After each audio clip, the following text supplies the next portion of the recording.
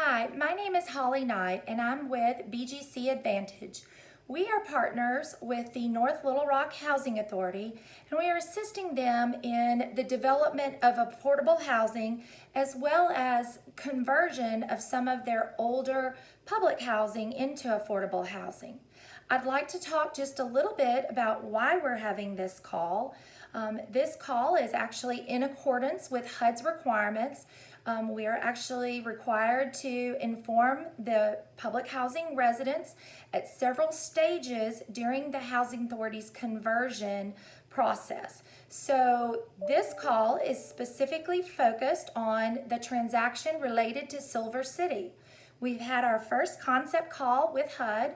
Many of you watching may have participated in resident meetings that were discussing the transaction and all of the concepts of how we were going to convert. Silver City has changed slightly, but not substantially from some of those conversations.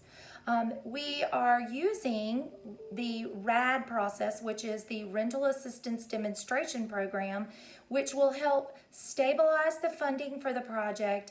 It actually allows the Housing Authority access to private capital. It streamlines some of HUD's programs, and it really gives an enhancement for resident activities. So what do we mean when we say reposition? So this means that we will be facilitating the preservation, or in some cases we're demolishing and doing new construction like we are at Silver City, and it allows these projects to access private funding. So these partnerships are private-public partnerships to actually transform and bring new affordable housing that's more modern, has more amenities, and certainly is sustainable over the next many years.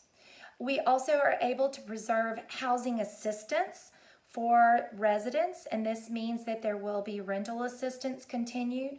We will also continue to target low-income families as well as those families that are moderately income. The PHAs will be able to operate successful programs, and they will continue to have access and provide affordable housing to their clients. So what does this mean for residents? It's long-term availability of affordable housing and rental in the community. It allows flexibility to move to better housing or places of opportunity, and certainly it provides for housing units that are in better physical condition.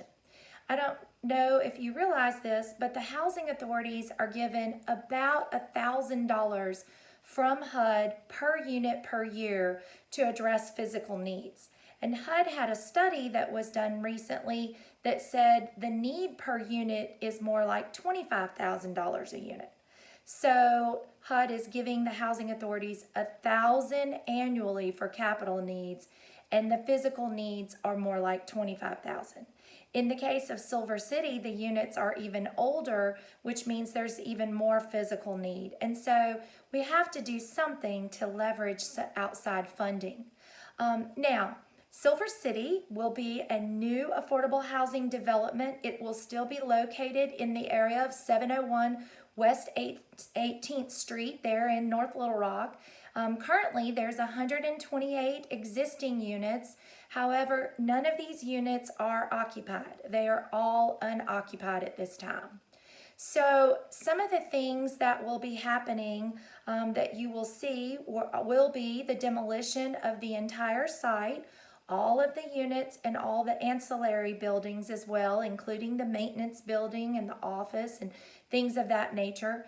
Now, you have received a RIN and a GEN letter. That is the RAD information notice and the general information notice. So as you know, your rights are protected, and you are protected with rights to return, and many of you know about the voucher program as well as many of those other benefits that were noted in the RIN and GEN.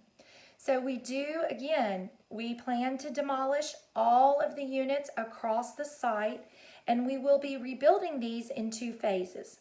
The first phase that we intend to close and start in 2020 is 60 units on the lower portion or the southern portion of the property. And then there will be a phase 2 with another 60 units, and we anticipate that project to start sometime in 2021. We will be asking HUD to preserve some of the RAD units that are eligible to the Housing Authority through what's called a conversion commitment for the CHAP, and we expect that they will be offering that.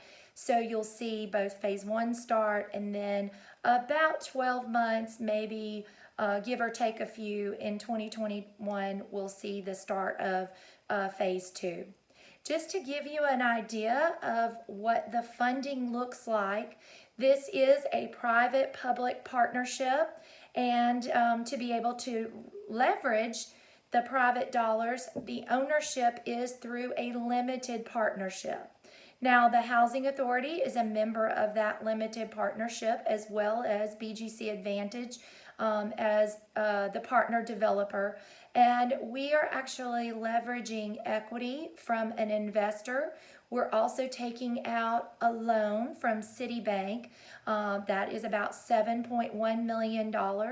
The Housing Authority will be putting in some of their resources, some of their public housing and operating funds, and then there will be a seller note as well. All of this combined will equal to about $17 million in both resources and cost.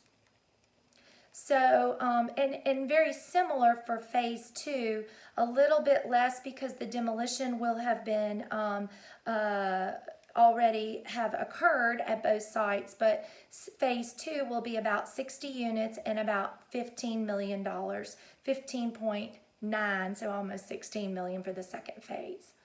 The rents will be restricted, and they will be formerly public housing rents, or what we call RAD rents, Rental Assistance Demonstration Program, which will be the rent levels.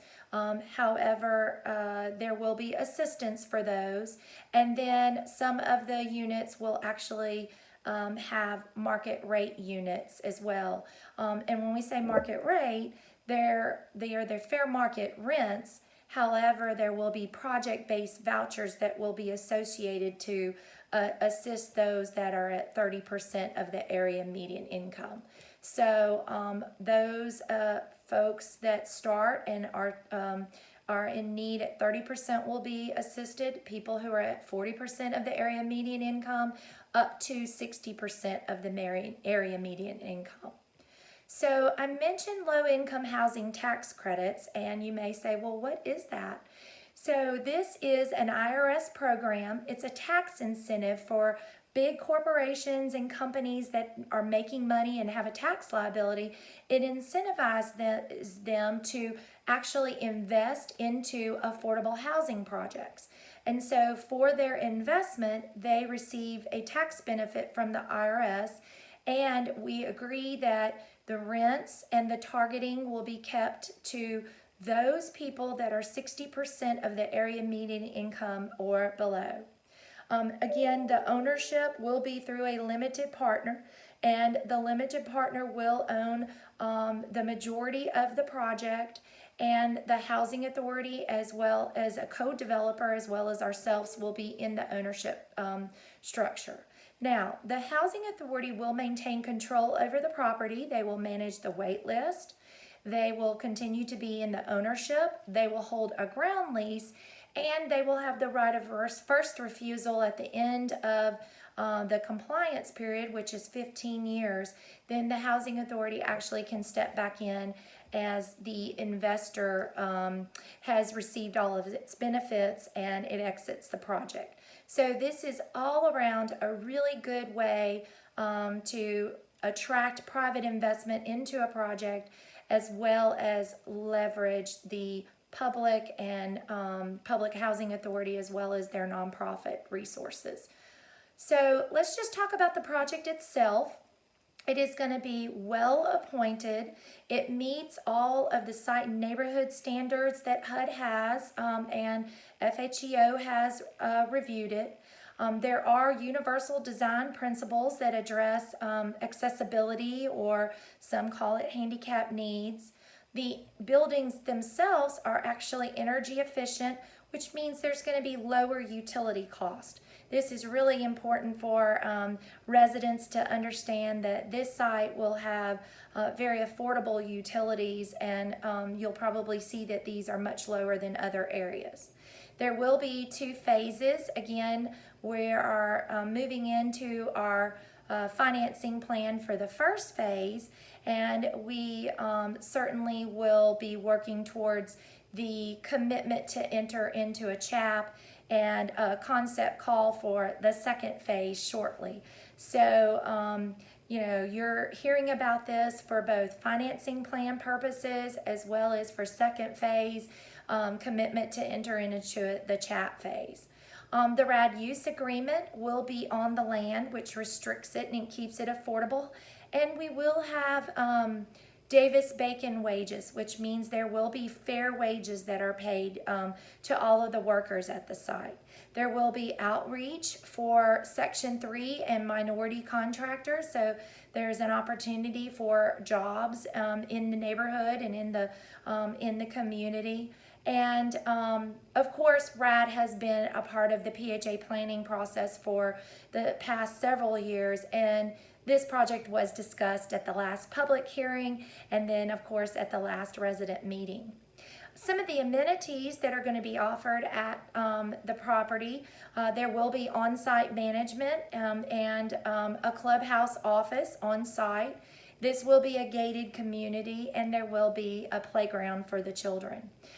In the units, we're very excited about certainly the high-end washers, dryers, dishwashers, garbage disposals. All of the appliances will be energy efficient. We have done a lot to make sure that the insulation and the energy efficiency is available. There'll be microwaves and a range oven and refrigerator with ice makers. So you can see and listen and hear that certainly both the site and the unit will be something that's very desirable. So that's really the end of this conversation and presentation. Because of COVID, we are doing this through a webinar, and we look forward to seeing your questions as you post those here at this site. And then also don't forget that you're available to continue to post questions at the website that was sent in the announcement, as well as the phone number that's on the website. So again, thank you so much for your time. We are very excited to be moving forward with our financing plan, and there will continue to be additional updates as we have those available. Thank you again. Look forward to seeing you at the breaking of the groundbreaking of this wonderful project.